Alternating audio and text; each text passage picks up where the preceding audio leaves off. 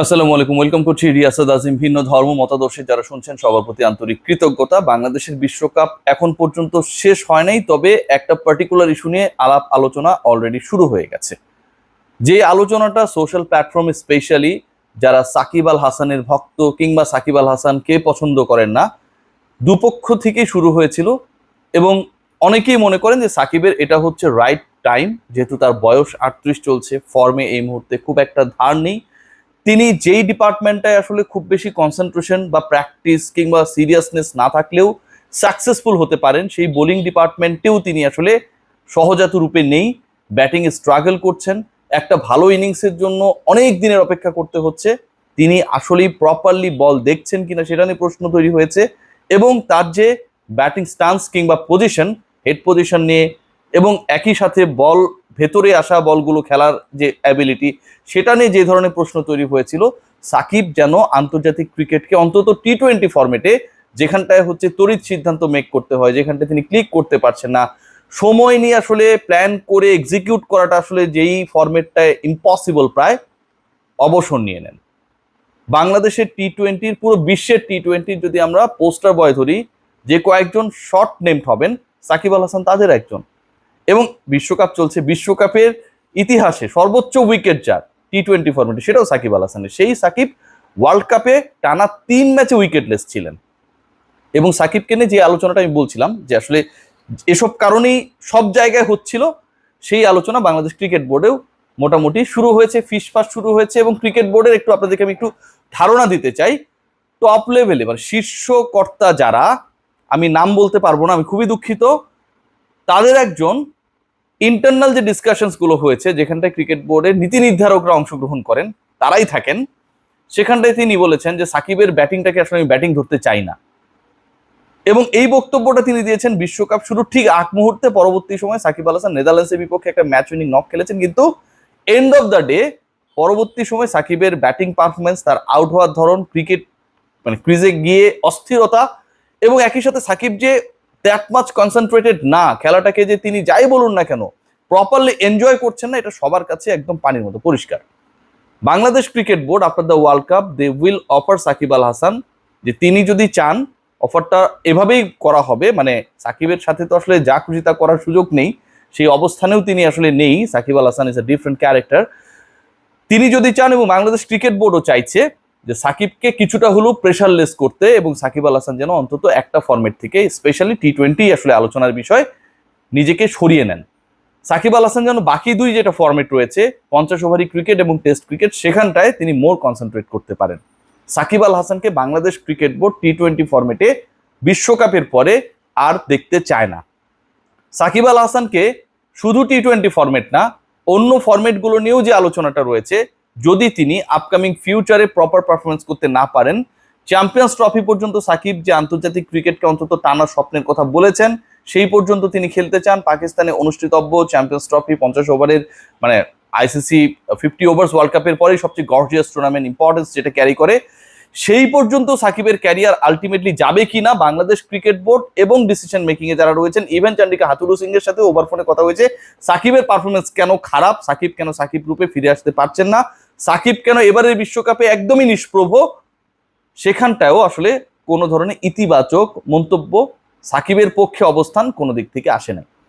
So one day ফরম্যাটেও Shakib কতদিন carry out করতে পারবেন, কিংবা ওয়ানডে ফরম্যাটের নেক্সট যে বিগেস্ট ইভেন্টটা পর্যন্ত সাকিব আল হাসানকে বাংলাদেশ ক্রিকেট বোর্ড অ্যালাউ করবে কিনা to be the part of the national side, সেটা নিয়েও আলোচনা শুরু হয়েছে। তবে immediately after the world cup সাকিবের সাথে বাংলাদেশ ক্রিকেট বোর্ড, এর আগে আমরা দেখেছি যে অনেক ক্রিকেটারের সাথে 1-1 বসেছে, আবার 2-1 বসেছে, 3-1 বসেছে, এরকম ডিসকাশনস গুলো হয়েছে।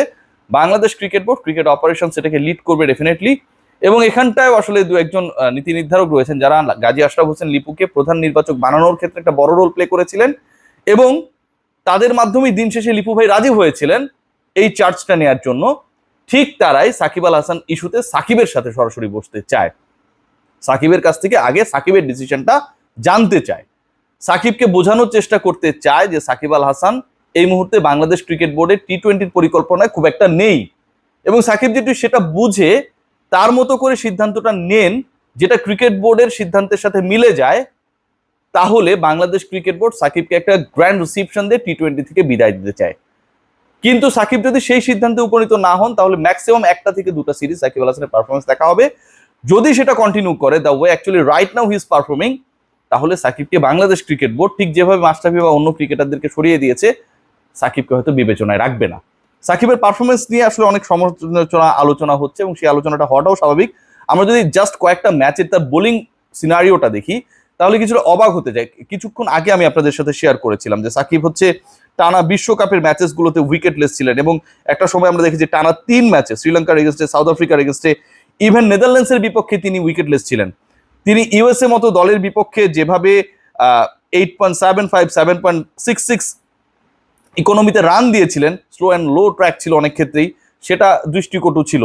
যেভাবে এবারে বিশ্বকাপে তিনি প্রথম ম্যাচে 3 ওভারে 30 রান দিয়েছিলেন শ্রীলঙ্কার এগেনস্টে, বাংলাদেশ শ্রীলঙ্কাকে 120-22 রানে অল আউট করে দেবার পরেও মানে এত ট্র্যাকে আসলে ব্যাটারদের জন্য সুবিধা ছিল না, কিংবা হচ্ছে স্পিনাররা সেখানটায় রাজত্ব করেছেন, কারণ ঋষাদ তো দেখেছেন যে পুরো গেম চেঞ্জার হিসেবে রোল প্লে করেছিলেন।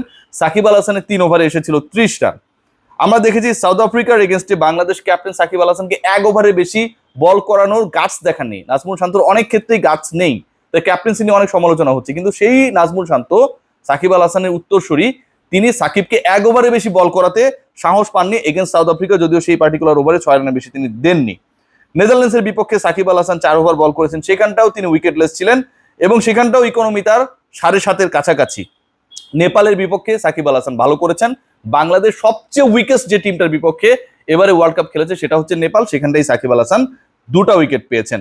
এবং সাকিব আল হাসান অস্ট্রেলিয়ার বিপক্ষে বাংলাদেশ যে টার্গেটটা দিয়েছিল সেটা অস্ট্রেলিয়া এত সহজে টপকে যায় 9-10 ওভারের মধ্যে। সাকিব আল হাসানকে বোলিংয়ে আনারই গুরুত্ব বোধ করেননি ক্যাপ্টেন, যে সাকিব আল হাসানকে আনা যেতে পারে। যে সাকিব আল হাসানের অস্ট্রেলিয়ান ক্রিকেটারদের এগেনস্টে খেলার এত অভিজ্ঞতা, আইপিএল কিংবা অন্যান্য ফ্র্যাঞ্চাইজ লিগের সুবাদে, এবং টি-20 ফর্মেটেই সেই অভিজ্ঞতাটা তার এত ভ্যাস্ট, সেই সাকিব আল হাসানকে অস্ট্রেলিয়ার বিপক্ষে আমরা বল করতে দেখি নাই।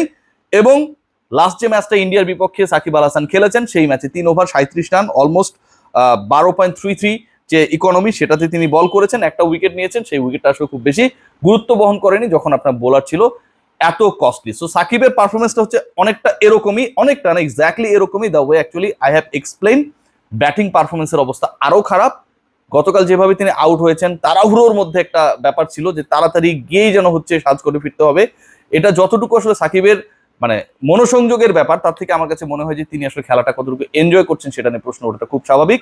সাকিবকে কেন্দ্র করে সোশ্যাল প্ল্যাটফর্মে আলোচনা চলছে এবং বিসিবির যে আলোচনাটা এই মুহূর্তে চলছে, বাংলাদেশ ক্রিকেট বোর্ড শীর্ষ পর্যায় থেকে ধরাই হচ্ছে যে Shakib Al Hasan is not more batter in টি-20 ক্রিকেট। টি-20 ক্রিকেটে এবারে বিশ্বকাপে বাংলাদেশের ব্যাটিং লাইন আপে সাকিব আল হাসানকে ব্যাটসম্যানই ধরছেন না ক্রিকেট বোর্ডের শীর্ষ কর্তাদের একজন। আমি সিরিয়াসলি বলছি যে সাকিবকে বাদ দিয়ে ব্যাটিং লাইন আপটা চিন্তা করতে বলেছেন। সো এটা যখন বাস্তবতা এবং বাংলাদেশ যখন ব্যাটিং ওয়াইজ স্ট্রাগল করছে, যখন বাংলাদেশের রিপ্লেসমেন্ট দরকার, মাহমুদুল্লাহ রিয়াদ হয়তো এই বিশ্বকাপের পর আর খেলবেন না, সাকিব আল হাসানও যদি কন্টিনিউ না করেন, তাহলে বাংলাদেশ পরবর্তী টি-20 মেগা যে ইভেন্টটা হবে তার আগে একটা প্রিপারেশনের সুযোগ পাবে। সাকিব আল হাসানকে নিয়ে বাংলাদেশ ক্রিকেট বোর্ড তারা নতুন করে ভাবছে, বিশ্বকাপের পরে সাকিবের সাথে বসে সাকিবের টি-20 ক্যারিয়ারের একটা সম্মানজনক ইতি যেন ঘটে, সেই আলোচনাটাই হবে। সবাই ভালো থাকবেন, টেক গ্রেট কেয়ার। সাকিবের জন্য শুভকামনা।